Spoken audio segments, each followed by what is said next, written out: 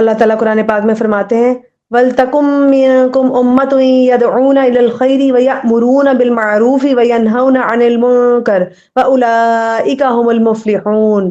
اور تم میں سے ایک جماعت ایسی ضرور ہونی چاہیے جو بھلائی کی طرف بلائے، نیکی کا حکم دے اور برائی سے روکے، اور یہی لوگ کامیاب ہیں۔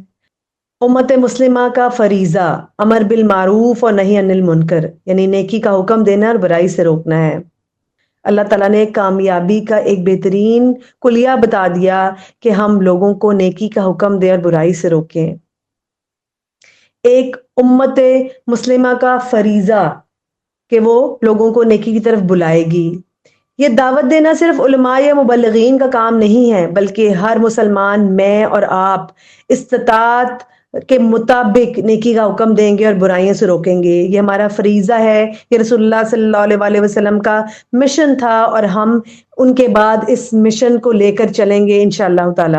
رسول اللہ صلی اللہ علیہ وسلم نے فرمایا تم میں سے جو برائی دیکھے وہ اسے ہاتھ سے روکے، اگر استطاعت نہ ہو تو زبان سے روکے، اور اگر یہ بھی ممکن نہ ہو تو دل میں برا جانے، اور یہ ایمان کا سب سے زیادہ کمزور درجہ ہے۔ یہ مسلم کی روایت ہے۔